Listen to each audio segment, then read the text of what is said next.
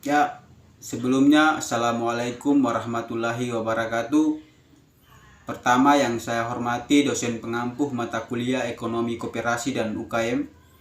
Pertama-tama perkenalkan, nama saya Rizky Mansur. Di sini saya membahas tentang pembahasan saya di bab AMPA tentang kajian teori pembangunan untuk semua.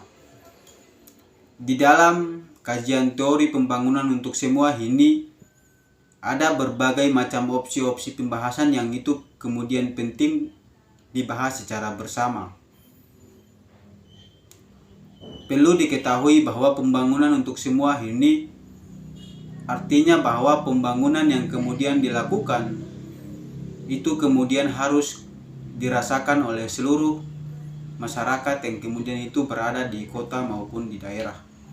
Sehingga pembangunan yang kemudian dilakukan oleh negara itu kemudian didistribusikan ke seluruh daerah yang kemudian itu membutuhkan pembangunan itu sendiri. Kita masuk pada pembahasan yang pertama, yaitu tentang globalisasi ekonomi.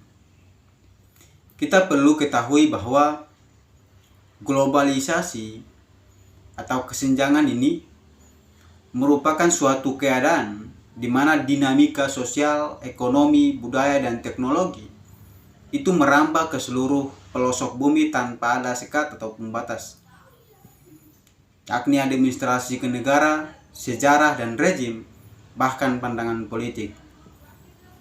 Di samping itu pula dunia digiring dalam suatu format, yakni pemenuhan kebutuhan yang tidak terbatas. Asumsinya bahwa semua perbedaan itu bisa dicarikan solusi dengan prinsip yang kemudian itu setiap persoalan itu dapat diberikan ataukah dicari solusi. Sehingga dengan perkembangan globalisasi ini kita kemudian berada pada keadaan sosial, ekonomi dan lain sebagainya itu kemudian dikembangkan di berbagai pelosok bumi dan kemudian dipenuhi pula kebutuhan daripada masyarakat itu sendiri. Di dalam pembahasan kita tentang globalisasi ekonomi ini juga ada beberapa poin penting yang dibahas. Yang pertama, peluang dan tantangan. Karena di setiap perkembangan ekonomi itu ada peluang dan tantangan, di mana globalisasi ini dapat membawa manfaat bagi negara-negara berkembang. Namun di sisi lain, globalisasi juga berdampak pada munculnya partisipasi rakyat dalam mengambil keputusan pada bidang strategis. Artinya bahwa peluang itu kemudian didapatkan oleh masyarakat dengan perkembangan globalisasi ini, sehingga masyarakat itu dapat mengambil keputusan pada bidang-bidang strategis. Bidang-bidang strategis yang dimaksud di sini adalah keputusan itu kemudian diambil oleh sektor pemerintahan. Namun dengan perkembangan globalisasi, masyarakat juga kemudian bisa berpartisipasi dalam pengambilan keputusan yang kemudian dilakukan oleh pemerintah. Tantangan daripada perkembangan globalisasi ini adalah bahwa dengan perkembangan globalisasi, kadang daya daripada masyarakat itu kemudian menurun. Karena dengan perkembangan teknologi dan lain sebagainya. Terus ada daya saing. Salah satu instrumen untuk mengukur tingkat kemajuan suatu bangsa dalam formulasi globalisasi adalah dengan diberlakukannya indeks saing global. Sehingga dengan perkembangan globalisasi ini, negara kemudian mengajak pada persaingan yang kemudian itu membentuk perekonomian yang lebih baik. Ada juga tentang utang luar negeri, di mana globalisasi ini menjanjikan sirkulasi keuangan yang terbuka antara negara, sehingga dengan sirkulasi keuangan yang terbuka ini, maka utang luar negeri menjadi harapan negara untuk mengembangkan perekonomian. Karena dengan perekonomian yang tumbuh itu tidak terlepas daripada yang namanya utang luar negeri yang kemudian dilakukan oleh negara itu sendiri. Karena dengan meningkatkan perekonomian, kita tidak terlepas daripada yang namanya modal. Sehingga dengan modal yang kemudian digunakan ataukah dimiliki oleh negara itu belum cukup. Sehingga Dengan kekurangan keuangan ini, maka alternatif terakhirnya adalah utang luar negeri yang kemudian terus berkembang dengan perkembangan globalisasi. Terus peranan pemerintah. Pemerintah mempunyai peranan penting. Pemerintah mempunyai peranan yang sangat vital dalam upaya melindungi kelompok marginal yang memiliki potensi kerentanan ekonomi. Artinya bahwa peran pemerintah itu kemudian melindungi kelompok-kelompok marginal ataukah kelompok-kelompok yang itu mempunyai kerentanan ekonomi, mereka yang belum mempunyai pendapatan yang kemudian itu bisa memenuhi kebutuhan mereka, sehingga peran pemerintah adalah untuk kemudian itu mencukupi dan melindungi kelompok-kelompok seperti ini. Bahasan yang kedua yaitu tentang pembangunan dan kemiskinan. Pembangunan ini terus mengalami perubahan dan penyesuaian dengan tuntutan masyarakat, di mana kegiatan pembangunan itu dilaksanakan. Pembangunan pada dasarnya adalah proses perubahan yang dilaksanakan secara terencana oleh suatu kelompok masyarakat menuju ke arah kehidupan yang lebih baik. Artinya bahwa pembangunan ini harus kemudian mengarah pada masyarakat yang itu membutuhkan pembangunan, agar supaya pembangunan yang kemudian dilakukan itu tidak lagi terlepas daripada yang namanya memunculkan solusi agar supaya kerentanan ekonomi ataukah kemiskinan ini dapat kemudian terselesaikan dengan pembangunan yang kemudian dilakukan. Ada juga di dalam teori ini ada indikator pembangunan. Penetapan indikator yang diacu oleh suatu negara itu disesuaikan dengan kecenderungan dan dasar hukum pembangunan yang digunakan oleh setiap negara. Bahwa ada kecenderungan, ada patokan hukum yang kemudian itu dilakukan dengan berbagai pembangunan yang kemudian dilakukan. Ada juga tujuan pembangunan.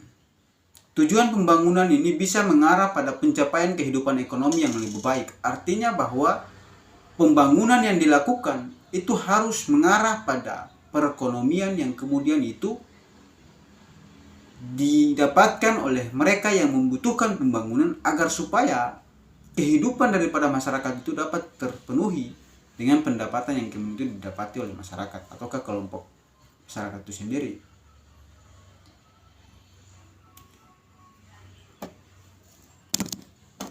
Sehingga dengan tujuan ekonomi yang baik, maka kita dapat menemukan semacam solusi tentang pembangunan yang dilakukan oleh negara saat ini. Kemiskinan dan kesenjangan. Kemiskinan ini merupakan akar masalah dari pentingnya program pembangunan suatu bangsa. Persoalan kemiskinan ini bukan hanya sekedar angka kemiskinan saja, namun juga kesenjangan. Kesenjangan ini memiliki potensi dampak negatif terhadap kohesi sosial dan politik. Artinya bahwa kemiskinan ini itu merupakan akar masalah daripada suatu persoalan yang kemudian hadir di dalam masyarakat, sehingga patut untuk kemudian itu mempergunakan pembangunan itu pada sejatinya adalah untuk menuntaskan kemiskinan dan kesenjangan sosial yang kemudian terjadi di masyarakat. Kemiskinan ini juga merupakan suatu kondisi ketidakmampuan secara ekonomi untuk memenuhi standar hidup rata-rata masyarakat di suatu daerah. Kita masuk pada pembahasan yang ketiga, yaitu masyarakat madani atau paradigma baru pembangunan. Membicarakan kemandirian atau Bung Karno menggunakan istilah berdikari, berdiri di atas kaki sendiri, ini menjadi penting. Karena dengan kemandirian maka adanya keinginan politik untuk mengembalikan Trisakti sebagai pijakan pembangunan dalam memasuki era kebangkitan nasional. Di samping itu pula ada fakta yang menyedihkan, di mana terjadinya kebergantungan ekonomi yang luar biasa kepada negara adidaya. Apa itu masyarakat madani? Masyarakat madani ini juga disebut sebagai masyarakat sipil, di mana ini merupakan antitesa daripada masyarakat politik. Esensi daripada masyarakat madani ini adalah pada pemberian pemberdayaan, kesetaraan, dan keadilan sebagai fundamental sosial. Ada juga perubahan paradigma. Perubahan yang dimaksud membutuhkan pada masa transisi atau penyesuaian, selain masalah teknis dan infrastruktur yang sangat penting untuk berubahnya pola pikir dan komitmen para pemangku kepentingan. Kebijakan publik, analisis, dan lingkungan. Pembahasan keempat itu, jadi kebijakan ini merupakan serangkaian tindakan atau kegiatan yang diusulkan seseorang, kelompok, dan pemerintah dalam suatu lingkungan tertentu di mana terdapat hambatan-hambatan dan kesempatan dalam melaksanakan terencananya kebijakan tersebut. Jadi kebijakan itu dilakukan oleh pemerintah untuk melindungi serta menertibkan publik atau masyarakat itu sendiri. Ada pembahasan yang kelima itu tentang peran pemerintah dalam paradigma baru pembangunan. Jadi paradigma ini siogianya adalah memposisikan peran pemerintah dalam faktor yang sangat penting, di mana pemerintah mempunyai peranan penting untuk melihat atau memandangi soal pembangunan yang kemudian dilakukan oleh pemerintah itu sendiri untuk memenuhi kebutuhan masyarakat yang tidak terbatas tadi. Pembahasan yang terakhir tentang usaha rakyat mandiri untuk pembangunan. Usaha rakyat itu merupakan bentuk nyata dari ekonomi kerakyatan yang menjadi wacana konstitusi sejak lama. Artinya bahwa usaha kemandirian masyarakat itu merupakan poin penting daripada pembangunan, sehingga dia bisa mendorong pembangunan yang kemudian dilakukan oleh pemerintah, sehingga masyarakat harus mandiri dalam melakukan pembangunan ataukah kemudian menggunakan serta memberikan ekonomi daripada masyarakat itu sendiri. Mungkin itu saja yang dapat saya sampaikan, lebih dan kurang saya mohon maaf. Saya akhiri, wassalamualaikum warahmatullahi wabarakatuh.